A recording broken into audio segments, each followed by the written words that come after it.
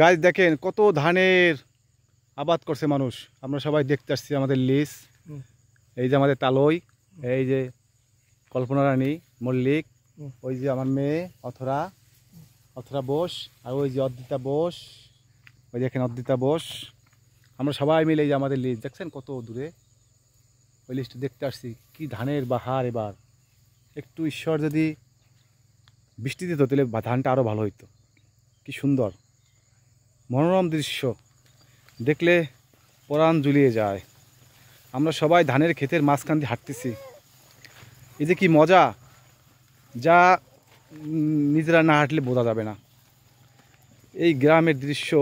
এই জন্যই আমি ঢাকা থেকে সপ্তাহ শেষে ছুটে আসি এই আমার গ্রামে, শুধু একটু ওই নিঃশ্বাস নেওয়ার জন্য, পরিশুদ্ধ নিঃশ্বাস।